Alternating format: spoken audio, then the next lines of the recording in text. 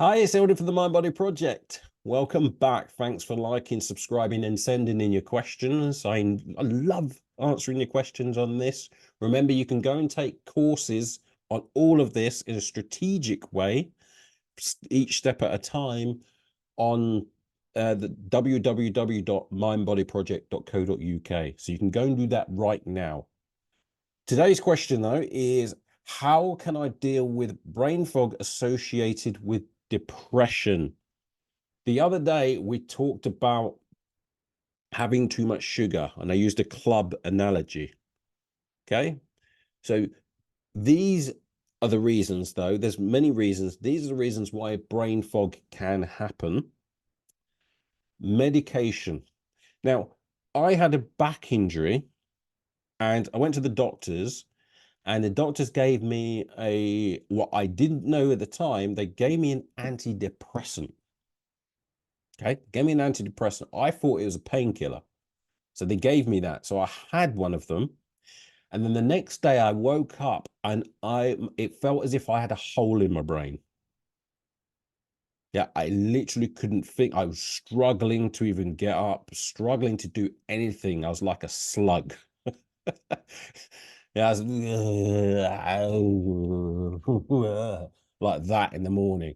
And it took me at least a couple of hours to get back to normal. So I went and checked what was on the pack, and I went, what the heck? What? I just threw them away because I was like, geez, now I know how people with depression think in the mornings if they're having that. It's like, oh my God.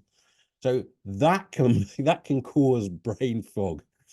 Sugar, as I just mentioned at the start, the analogy that I gave with the club, if you're having too much sugar and you've got uh, high hyperglycemia, then that's going to cause a problem as well. So too much sugar is going to cause a high blood sugar levels, which is then going to cause a problem as well, especially if your liver's full up. Can't, because it can only store a certain amount of glucose, and your muscles can only store a certain amount of glucose unless you train them, and then they can store more. But it's all going to go onto the fat around you, but that can make you feel that's going to cause a problem with the brain as well. So sugar is going to cause that. Dehydration. 1% dehydration causes 5% loss in performance. 5% 5% dehydration causes 30% loss in performance. You're going to notice that when you start getting headaches and things. Not enough sleep. Many of you, and I didn't realize this, I was even doing this. Many of you are not getting enough sleep. Now, I went to this well-being conference, and who is it? Rolls-Royce realized that this was happening to their staff because they were traveling abroad, and they were not getting enough rest in between work. And what they realized is that, hang on a minute, if we're not getting enough sleep, our performances are down. So what they did was they made their staff work less and gave them more time between shifts.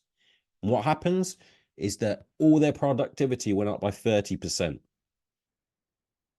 Yeah, it went up by 30%. So what they do now is make sure that their staff have enough time between shifts.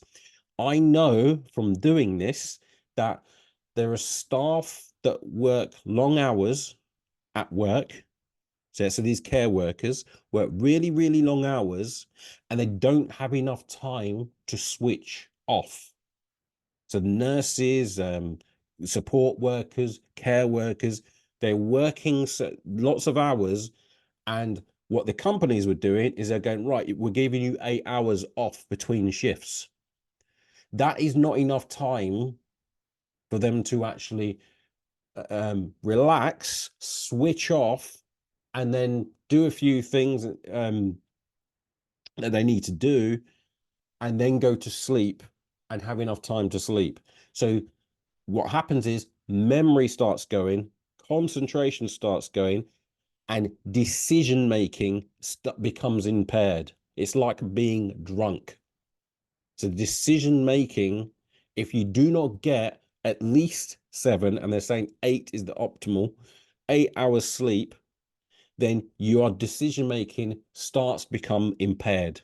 And that's what was happening with the Rolls-Royce workers. They realized this was happening, and so they stopped and changed everything of how they did everything, just because they realized that the decision making was impaired. They were not making proper decisions. So you can't, unless you have that amount of sleep. There are certain people that I was one of these that said, well, I can get enough. I'm all right on 5 hours sleep. No, what that means is that you've learned to manage on 5 hours sleep. But if you get 8 hours sleep, then your decision making is going to be far better, because you cannot make decisions properly on 5 hours sleep. Okay, so that is what's happening. And this has been well studied, sleep research. So go and have a look. Lack of nutrients. Processed foods. If you're having processed foods, causes inflammation. Inflammation, dis-ease. Lack of oxygen, and I'm going to do this with the sleeping tablets as well. If you don't have enough oxygen in the body, or if you're not exercising, because exercising means you get more oxygen in and get more carbon dioxide out of the body. If you're not doing that and getting a good blood supply to the brain, then you're not going to be thinking properly. Yeah, you're just not going to be thinking. You're not going to have enough energy, oxygen supply, or oxygenated blood going to the body, to the brain. And sleeping tablets, when you have sleeping tablets, they cause a lack of oxygen to the brain, which is why you wake up groggy in the mornings. And now I think doctors and nurses are starting to say to people, listen, don't have these all the time, because these are going to screw you up. So only have them when absolutely necessary. Boredom. If you're bored, then your brain's not going to be functioning. Your brain needs something to do. It needs a direction to go in. And this is why we need goals. If you don't have goals, you don't have direction. If you have direction in life and you know where you're going, then you're going to have more energy, because your unconscious mind realizes, if I've got to grow and get to this stage, I'm going to need to have more energy. This body's going to have more energy to get there. And then lack of exercise. Exercise, we had to do a course, a marketing course, and we wrote down, we had 97 benefits to exercise. 97. And the former chief medical officer has even said, like, if exercise, or if any pill had the same effects as exercise, then it will be hailed as the miracle cure, because it's that good for you. Remember what we said at the start. The more hunter-gatherer behaviors you have, the more hunter-gatherer behavior, so the more that you do exercise, the more you live like how hunter-gatherer behaviors are, the less chance you have of disease, especially depression. We've studied tribes that have 0 depression over 10 years, 2,000 of them, no depression, more traumas, but no depression, because of they're doing hunter-gatherer behaviors. And one of the key ones was exercise.